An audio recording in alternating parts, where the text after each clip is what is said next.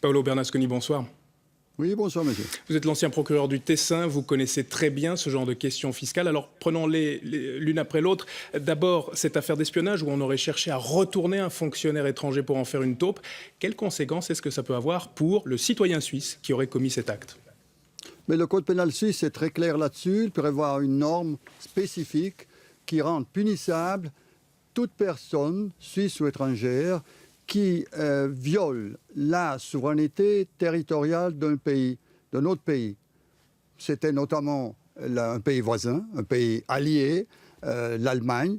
Alors, conséquence très facile, une ouverture d'une enquête d'office de la part de l'autorité judiciaire pénale compétente, qui est le ministère public de la Confédération, avec une petite difficulté due au fait que la procédure toujours ouverte par le ministère public de la Confédération contre les 3 fonctionnaires fiscaux accusés d'espionnage allemand, elle a été alimentée par les renseignements récoltés d'une façon illégale par ce monsieur en Allemagne, et donc ces moyens de preuve ne sont pas utilisables. Paolo Bernasconi, si on reste sur ces questions en rafale, la deuxième question, c'est bien sûr, est-ce qu'on peut lancer une telle opération sans avoir l'aval des plus hautes autorités politiques? On parle du Conseil fédéral, on parle de monsieur à l'époque Uli Maurer, responsable du département de la Défense.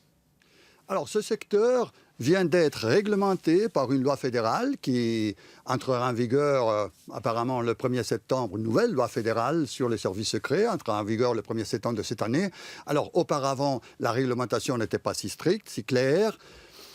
C'est clair que toute personne qui agit même à l'intérieur des services secrets, elle est subordonnée.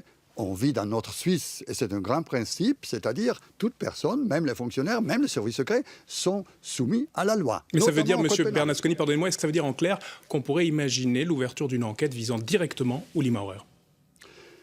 L'enquête doit être ouverte d'office. C'est le ministère public de la Confédération qui doit prendre cette décision. Il y a une question d'immunité. Ce sera donc, on est donc dans le pétrin politique. D'un mot encore, le contexte à l'époque, le vent fiscal était déjà en train de tourner. On avait compris qu'il fallait faire amende honorable vis-à-vis de l'Allemagne. Est-ce qu'au fond, ce n'était pas le pire moment pour lancer ce genre d'opération d'espionnage? Mais bien sûr, parce qu'on a un peu fait le double jeu. Parce que d'un côté, sur le plan des relations entre les gouvernements, on était en train d'approuver toute une série d'accords qui ont débouché notamment sur l'accord avec l'Union européenne approuvé par le Parlement suisse concernant l'échange automatique de renseignements. C'est une longue histoire qui remonte à 2009. 2015, on avait déjà dépassé le cas.